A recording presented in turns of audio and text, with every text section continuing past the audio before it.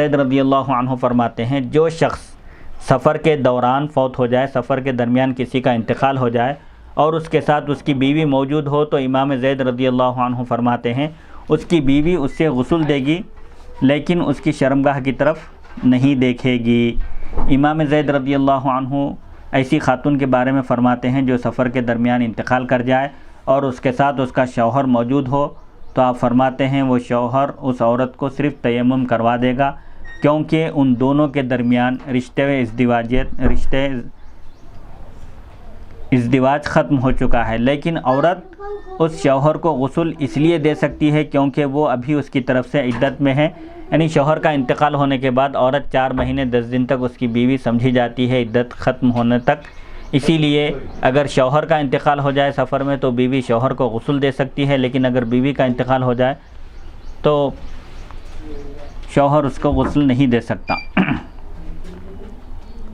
इमाम ज़ैद बिन अली रज़ियल्लाहु अन्हु ऐसे शख्स के बारे में फ़रमाते हैं जिसके साथ कोई औरत हो और वो सफ़र के दरमियान इंतकाल कर जाए और वो औरत उसकी कोई महरम करीबी रिश्तेदार हो, तो वो शख्स उसके कपड़ों के ऊपर से उसे तहबंद पहनाएगा और उसके जिस्म पर पानी बहा देगा। इमाम ज़ैद बिन अली रज़ियल्लाहु अन्हुमा ऐसे शख्स के बारे में फ़रमाते हैं जो सफ़र के दरमियान इंतकाल कर जाए और उसके साथ उसकी महरम ख़वातीन, उसकी करीबी रिश्तेदार हों, ऐसी ख़वातीन हों जिनके साथ इसका निकाह हराम हो, तो इमाम ज़ैद फरमाते हैं वो महरम ख़वातीन इसे तहबंद पहनाएंगी और इसके जिस्म पर पानी बहा देंगी। वो उसके जिल को छू सकती हैं लेकिन उसकी शर्मगाह को नहीं छू सकती। यानी अगर किसी शख्स का इंतकाल हो जाए और उसके साथ सफ़र में उसके महरम रिश्तेदार मौजूद हों जिनसे निकाह करना इसके लिए हराम हो, ऐसी ख़वातीन मौजूद हों जैसे बहन हो या फूफी हो या खाला हो, तो वो इस शख्स को गुस्ल दे सकती हैं लेकिन इसकी शर्मगाह को वो नहीं छू सकती। इमाम ज़ैद बिन अली रज़ियल्लाहु अन्हु फरमाते हैं जब कोई शख्स ख़वातीन के साथ हो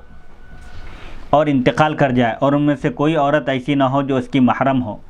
यानी कोई भी उसके साथ महरम ख़वातीन में से मौजूद ना हो, तो अब जो ख़वातीन हैं वो गैर महरम हैं उसके लिए, तो वो उसको घुटनों तक तहबंद पहनाएंगी, फिर उसके जिस्म पर पानी बहा देंगी। वो अपने हाथ के ज़रिए से नहीं छू सकती और न ही उसकी शर्मगाह की तरफ देख सकती हैं, सिर्फ़ वो दूर से ही उसके जिस्म पर पानी बहाकर उसको साफ़ सुथरा कर सकती हैं क्योंकि वो उसके लिए गैर महरम हैं। अगर महरम हो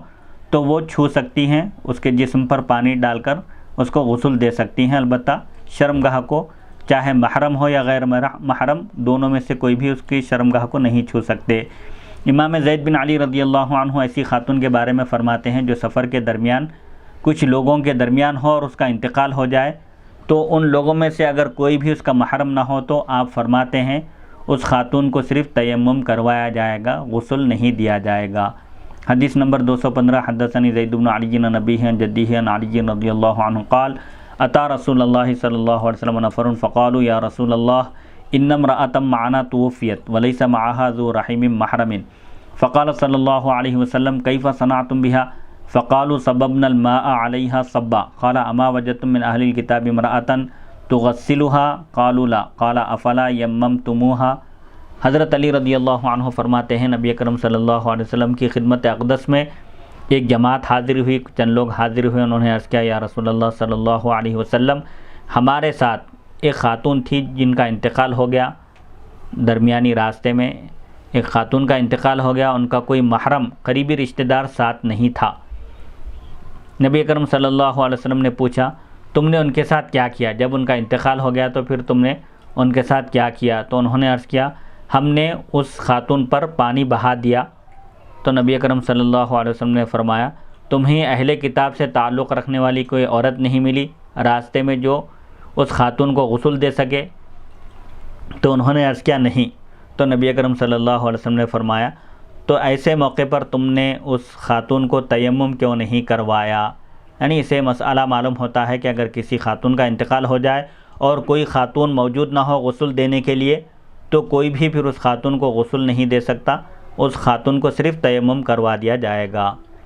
और एक मसला ये मालूम हुआ कि अगर खातून कोई गैर मुस्लिम हो तो वो भी मुसलमान को खातून को कोई मुसलमान खातून न मिलने पर गुस्ल दे सकती है, चाहे वो नसरानी हो या यहूदी हो या किसी और मज़हब से ताल्लुक़ रखने वाली हो। अगर ऐसा मौका आ जाए कि वहाँ मुसलमान खातून को गुस्ल देने के लिए कोई मौजूद ना हो, दूसरे मज़हब की अगर कोई खातून मौजूद हो, तो आप फरमाते हैं कि उससे मदद लेकर इसको गुस्ल दिया जा सकता है। और अगर कोई भी ना मिले तब ऐसी सूरत में सिर्फ़ उसको तयम्मुम करवा दिया जाना काफ़ी है। खातून यानी औरत। बाबु शहीद वल्लज़ी